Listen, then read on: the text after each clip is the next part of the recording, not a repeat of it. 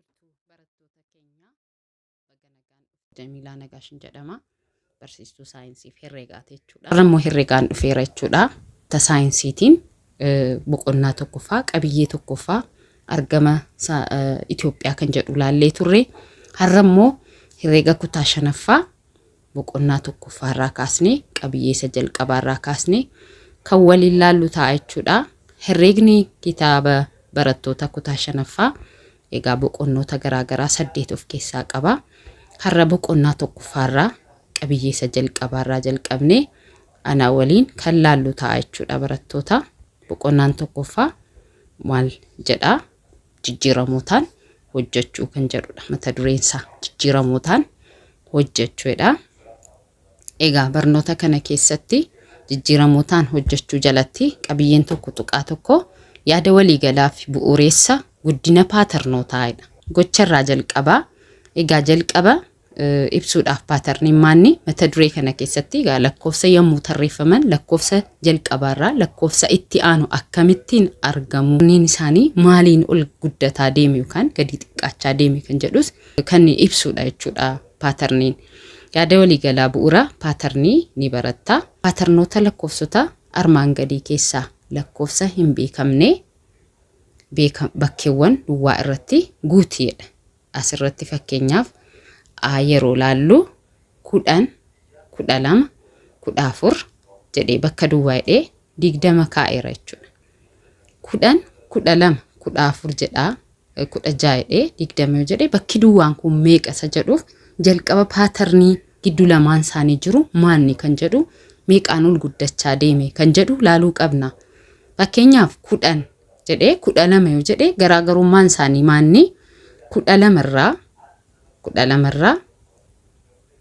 10 hir'isuudhaan gidduu lamaan isaanii lakkoofsa paatarniin jiru meeqa akka ta'e beekuu ni dandeenya jechuudha. Kanaafuu 12 irraa 10 yeroo hir'isnu gidduu kan hafe garaagarummaan isaanii maanni lamaan jechuudha. Kanaafuu 10 irratti tokko lama waan idaameef 12 kan ta'e. 12 irratti lama waan idaameef 14 kan ta'e. 16 irratti immoo lama idaaneetii asirra kan barreessinu ta'a jechuudha. Asirra maaltu meeqatu guutama jechuudha? 18 akkasumas 20 jedhaa kan itti fufuudha jechuudha. Kanaafuu asirra 18 jennee irratti barreessuu ni dandeenya jechuudha. 18 deebiinsaa 18 ta'a jechuudha. Ittaansuudhaan 20 jedhaatii itti fufaa. Egaa lakkoofsatti aanutti immoo yeroo deemnu 75 110 akkasumas 107 jedhee 101 98. Amma garaagarummaan kun meeqa yoo jenne paatarnoota lakkoofsota armaan gadii keessaa lakkoofsa hin beekamne bakkeewwan duwwaa irratti guutiidha. Asirratti fakkeenyaaf yeroo laallu 10, 12, 14 jedhee bakka duwwaa hidhee 20 kaa'eera jechuudha. 10, 12, 14 jedhaa 16 hidhee 20 jedhee bakki duwwaan kun meeqasa jedhuuf jalqaba paatarnii gidduu lamaan isaanii jiru maanni kan jedhu meeqaan ol guddachaa deeme kan jedhu laaluu qabna. Fakkeenyaaf 10 jedhee 12 yoo jedhee garaagarummaan isaanii maanni 12 irraa 10 hir'isuudhaan gidduu lamaan isaanii lakkoofsa paatarniin jiru meeqa akka ta'e beekuu ni dandeenya jechuudha. Kanaafuu 12 irraa 10 yeroo hir'isnu gidduu kan hafe garaagarummaan isaanii maanni lamaan jechuudha. Kanaafuu 10 irratti tokko lama waan idaameef 12 kan ta'e. 12 irratti lama waan idaameef 14 kan ta'e. 16 irratti immoo lama idaaneetii asirra kan barreessinu ta'a jechuudha. Asirra maaltu meeqatu guutama jechuudha? 18 akkasumas 20 jedhaa kan itti fufuudha jechuudha. Kanaafuu asirra 18 jennee irratti barreessuu ni dandeenya jechuudha. 18 deebiinsaa 18 ta'a jechuudha. Ittaansuudhaan 20 jedhaatii itti fufaa. Egaa lakkoofsatti aanutti immoo yeroo deemnu 75 110 akkasumas 707 jedhee 198 amma garaagarummaan kun meeqa yoo jenne 710 irraa 707 yeroo hirrisnu meeqa arganna 3 arganna jechuudha. 3 xiqqaachaa deeme. Kanaafuu 3 xiqqaachaa deema 707 irraas amma 3 hirrisuudhaan meeqa kaa'uu dandeenya jechuudha. Asirra 707 irraa 710 irraa 707 yeroo hirrisnu meeqa arganna 100 fi meeqa ta'a jechuudha ijoollee 104 ta'a jechuudha. Kanaafuu 104 innee asirratti barreessuu ni dandeenya jechuudha. 104 akkas jenneetii barreessuu ni dandeenya jechuudha. 104 ammas 104 irraa immoo 3 yeroo hirrisnu inni itti aanu meeqa ta'e 101 ta'e jechuudha. 101 irraa 3 yeroo hirrisnu 98 ta'e. Kanaafuu paaterniin isaan gidduu jiru 3 hirrachaa kan dhufedha jechuudha. Caabira yeroo deemnu 75 80 jedhee bakki duwwaan jira ammoo darbee 90 jedhe. Amma garaagarummaas gidduu jiru 75 fi 80 ilaaluu ni dandeenya. 75 fi 80 garaagarummaa isaanii yeroo laallu 80 75 kun 75 irraa garaagarummaan isaa meeqaani 5 jechuudha. Kanaafuu 80 irraa 75 yeroo hirrisnu meeqa arganna 5 arganna. Garaagarummaan isaanii 5 asirra meeqa barreeffama jechuudha. 85 enneetii barreessuu ni dandeenya. 85 irratti immoo meeqa yoo dabalame 90 ta'a 5. Kanaafuu asirra immoo 90 ta'an immoo kan jiru 95 ta'a jechuudha. 95 gooneetii barreessuu ni dandeenya. 95 irratti 5 yeroo dabalu immoo 100 ta'a jechuudha. Isinii galaaree yaada ijoollee haala kanaan egaa paaternoota beekuu ni dandeenya. Hiikoo tokko tuqaan tokko maal jedhaa? Paaternii lakkoofsotaa jechuun lakkoofsonni yommuu tarreeffaman lakkoofsa jalqabaa fi lakkoofsatti aanu gidduu seera wal fakkaataatiin kan tarreeffamanidha. Paaternii lakkoofsaa jechuun lakkoofsi yommuu tarreeffaman lakkoofsa jalqabaa fi lakkoofsa itti aanu gidduu seera wal fakkaataatiin kan tarreeffamanidha. Kana jechuun warra waan amma jenne jechuudha. Seera wal fakkaataatiin 10, 12, 14, 16, 18 jedha akka 75, 80, 85, 90, 95 dhibbaadha. Fakkeenya tokkoffaas kun ilaaluu ni dandeessu. Paaternii lakkoofsota armaan gadii ibsi gatii lakkoofsa iddoo duwwaa galu qaban barreesseedha. 15, 25, 35, 45. Egaa kun immoo paaterniin isaa meeqaan jechuudha. 15, 25 kan ta'u meeqa yoo irratti dabalamedha. 10dha deeme. Kanaafuu 15 irraa 10 yeroo daballu 25, 25, 35, 35 irratti 10 yeroo daballu 45. Kanaafuu bakki duwwaan inni dhumaa 55 ta'a jechuudha. 55 gooneetii barreessuu ni dandeenya jechuudha ijoollee. Baarrattis yeroo laallu 28 bakka duwwaa 40 dha. Garaagarummaa 40 28 bakki duwwaa 40 46 58 bakki duwwaa 58 bakka duwwaa 70 dha deeme. Fakkeenyaaf jara kana yeroo laallu 40 fi 46 yeroo laallu jahaani garaagarummaan isaanii.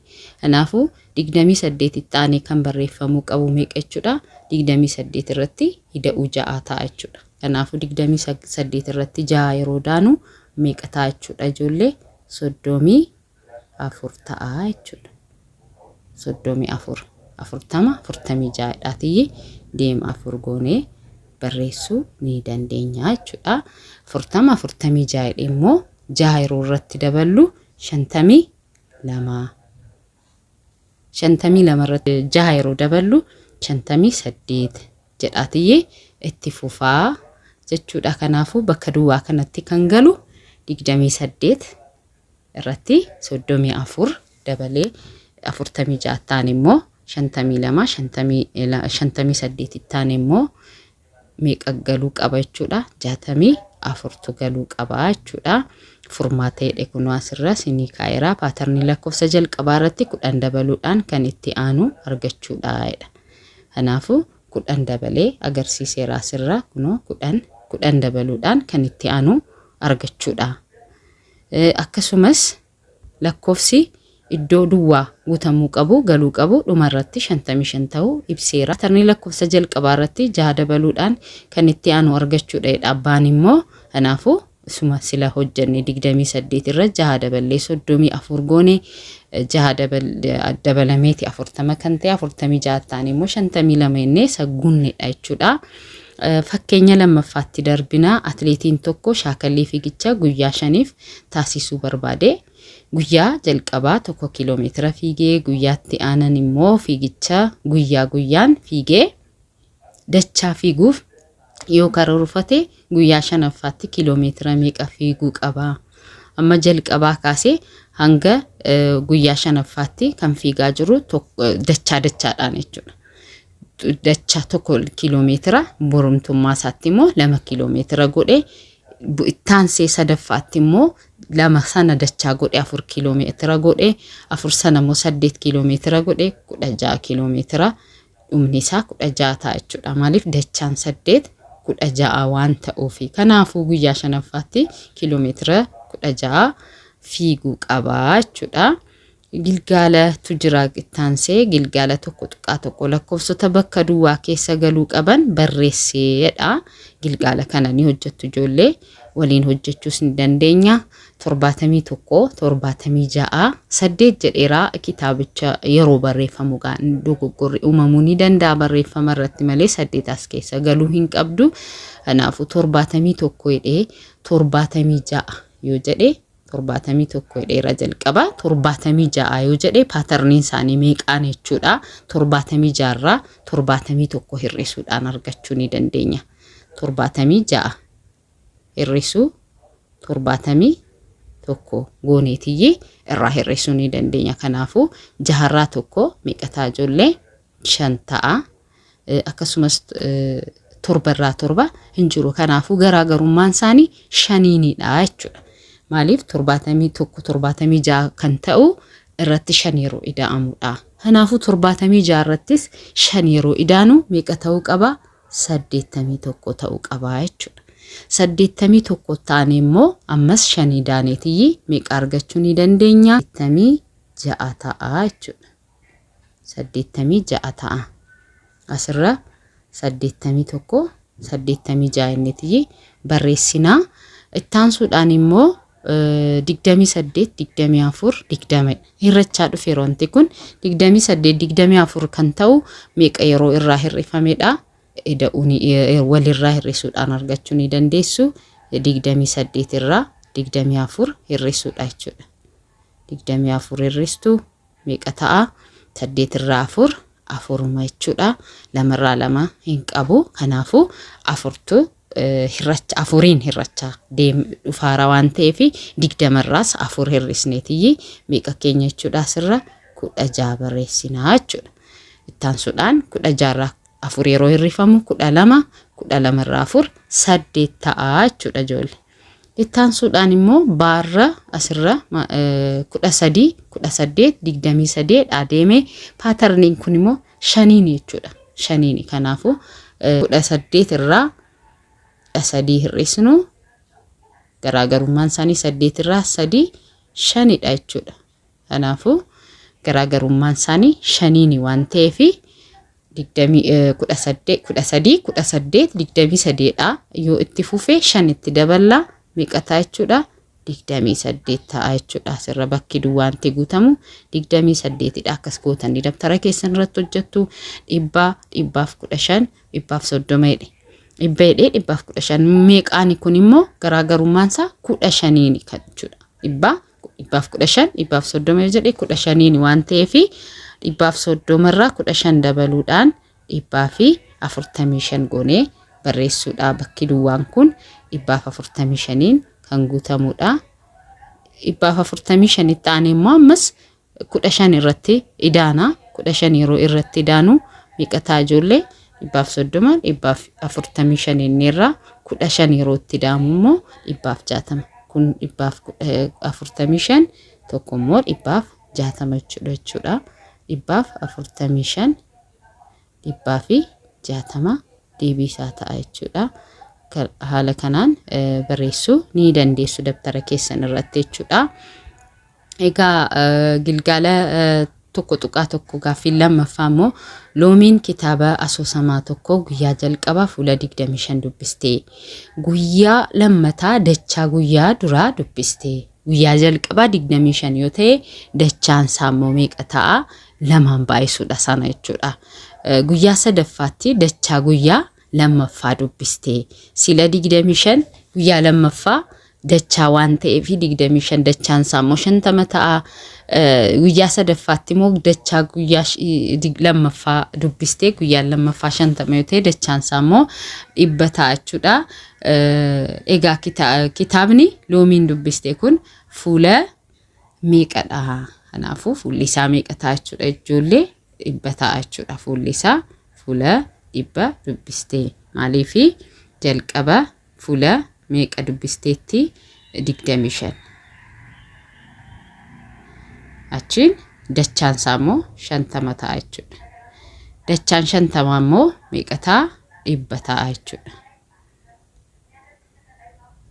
25 50 100 ta'a jechuudha kasgoonetiyyi barreessuu ni dandeenya dabtara keessan irratti barreessitu isinii tarmootaa fi ibsamootaa aljebraadha mata dureen qabiyyeen itti aanu tarmootaa fi ibsamoota aljebraa jedha mata duree kana keessatti seensa irratti maal jedha mata dureen kun mata dureewwan lamatti qoodamee dhihaatee jira mata dureen jalqabaa tarmoota barreessuu fi lakkoofsota addaa bakka buusuun shallaguudha inni itti aanu immoo yommuu ta'u mata dureen lammaffaa immoo gatiiwwan ibsamoota sasalphoo fakkeenya adda addaatiin ibsamee jiraadha egaa jijjiiramoota tarmoota aljebraawwanii gatiiwwan tarmoota isaanii wajjin kan barattan ta'a jechuudha mata duree kana jalatti gocha tokko tuqaalama maal jedha jijjiiramaa jechuun maal jechuudha tarmiin ibsama aljebraawaa jechuun maal jechuudha akkasumas himoota armaan gadii jijjiirama bakka buusuudhaan ibsi lakkoofsa irratti torba dabaluu dachaa lakkoofsa kennamee jedha gochicha kana dura buutanii akka sammuu hojjechiistanii yookaan sammuu of gaafattanii kaatanii gara barumsa keessanitti akka darbitanii fi gochichi ni jalqabarra sinii kennamu jechuudha lakkoofsa irraa 5 irrisi yaa waa'ee jijjiiramaa yeroo bartan irratti irraa hirrisi dachaa godhi baruun beekuu ni dandeessu jechuudha lakkoofsa hin beekamne irratti 10 ammas waa'ee jijjiiramaa bareechitanii akka bartanii fi idaama lakkoofsota 2 9 akkasumas idaamni lakkoofsota 2 9 jedha ammas lakkoofsi sun hin beekamu waan ta'eef waa'ee jijjiiramaati abbaan boontuu ilma isaa dachaa dheerataa jedha abbaan boontuu dheerinni isaa hammam akka ta'e dachaa ilma isaatii kan ilma isaa immoo beeknu waan ta'eef jijjiiramootaan fayyadamna gara hiikootti yeroo deemnu herreega keessatti qubeewwan yookaan mallattooleen wantoota hin beekamnee fi bakka bu'an jijjiiramoota jedhamu herreega keessatti qubeewwan yookiin mallattooleen wantoota hin beekamneef bakka bu'an jijjiiramoota jedhamu lakkoofsa tokko hin beeknu taanaan meeqa akka ta'e hin beeknu taanaan maaliin bakka buusna jijjiiramaatiin bakka buufna waan hin beekne jijjiiramaa jechuun egaa qubeelee fayyadamuudhaan bakka lakkoofsaa akka lakkoofsaatti kan ittiin fudhannee ittiin fayyadamnudha fakkeenyaaf ibsamoota xaa shanxaa jaaxaa irraa 9 keessatti xaan maalidha jechuudha jijjiiramaadha jechuudha xaan jijjiiramaadha firii qormaata herreegaa caaltuu argattee kan ayyaantuu argattee irraa 15 caalaadha firiin caaltuun argattee kan ayyaantuu argattee wal bira qabuun kan ibsu ibsama barreessedha egaa gara furmaataatti yeroo deemnu mee firiin ayyaantuu argattee yaa haa ta'u argatanii qubee bakka buusame firiin ayyaantuu hin beekamu kan caaltuun argattee kan ayyaantuu argatteerraa 15 caalaa amma kan ayyaantuu hin beekamu kan caaltuunis hin beekamu jechuudha. Kanaafuu ibsama kana keessatti jijjiiramaa caaltuu ayyaantuu yaa fayyadamne caaltuun immoo ayyaantuu irraa 15 waan caaltuuf yaa ida'u 15 kan caaltuu ta'a jechuudha. Haala kanaan agarsiifamee jira. Amma yaa gatiin ayyaantuun argattee waan hin beekamne firiinsi yaadhaan bakka bu'ee ibsama bakka jijjiiramaa bakka lakkoofsa hin beekamne jijjiiramaa buusuudhaan ibsamee jira jechuudha. Ibsamoota aljeebraa armaan gadii gara himootaatti jijjiireedha. Egaa lakkoofsa gilgaala kana kan deebisnu ta'a wayitii itti aanutti isin ammasitti yaaltanii na eegdu. Gaaffiin kun akkamitti akka hojjetamu yaaltaniitii na eegdu. Wayitii itti aanutti immoo gilgaala kana fi mata duree kana irra deebinee ibsinee gilgaala kana waliin immoo hojjannee yaaliin keessan jira taanaan yeroo amma irra deebi'ame ibsamu immoo bareechee ifa isinii ta'a waan ta'eef waan kutaatti barattan irra deebitanii immoo shaakalaa jirtu waan ta'eef of madaaluudhaaf isin gargaara. Waan hundaa jalqaba irratti yeroo namni isinitti himu sammuun keessan eeggataa ta'eetii hafa. Kanaafuu gaaffiiwwan jalqaba sammuu keenyaaf gaaffii kenninee fi kaanee yeroo immoo ibsa argannu yeroo immoo deebiisa argannu kan keenya sirriif ta'uuf dhiisuusaa adda baasnaa akkasumas immoo of madaallaa shaakalliidhaafis nu gargaara waan ta'eef haala kanaan of madaalaa yaalaan jedha dura bu'aati shaakallii keessan immoo irra deddeebi'aa herreegni shaakallii barbaada malee barumsa baay'ee namatti toluu fi kan namaaf galuu danda'udha. Garuu dura buutan ijoollee annaaf hin galu barum herreegan jaalladhu barsiisaan abaluu akkas akka hin jenne kana irraa of qusadhaati naaf galaa. Ani hojjannaan irra deddeebi'ee shaakallaan irra deddeebi'ee yaallaan wanta kana gonfachuu nan danda'a. Kanaafuu nan danda'a jettanii ofitti himuu danda'uu qabdu ijoolleen ni dandeessu. Sammuun keessan koompitara addunyaarra jiru hundarraa kan caaludha jechuudha. Rabbi uumamaan kan isinii kenname nu hunda keenyaafuu sammuu ajaa'ibaa ta'ee humni isaa limitlessii kan ta'e yookaan wanti sadaangassu kan hin jirre qabna waan ta'eef itti fayyadamneetii barumsa keenya bareechinee barannaa. Ana wajjiniin egaa leenjii personal developmentis irra sammuu dhokataa keenya akkamitti baasnee akka fayyadamnu kan waliin laallu ta'a. Subjectii qofa miti kan laallu. Kanaafuu kana wajjiniin laallaa. Harraaf waan na caqasaa turtaniif waan na hordofaa turtaniif waan naa waliin shaakalaa turtaniif guddaa galatoomaa isin jechuun barbaada ijoollee. Wayitii itti aanutti immoo amma ol arginutti nagaan naa turaa. Egaa as keessatti asirratti like gochuu share gochuu akkasumas subscribe gochuu akkan irraanfanne yeroo chaanaalii koo argitanii banattan subscribe naa godhaa. Share godhaa akkasumas ijoollee biraatiif barattoota birootiif akkasumas maatiin illee ijoollee isaa qo'achiisuu barbaaduuf akka qaqqabuuf share gochuu hin irraanfatinaa. Akkasumas immoo likes godhaa commentis naa barreessaa na jajjabeessaan jedhaa. Waa baay'ee isiniif fidee dhufuu nan danda'a. Na wajjiniin waan turtaniif guddaa galatoomaa. Like subscribe like share godhamu akka hin dagatamne nagaan naa turaa. Wayitii itti aanutti ammoo wal arginutti ciao.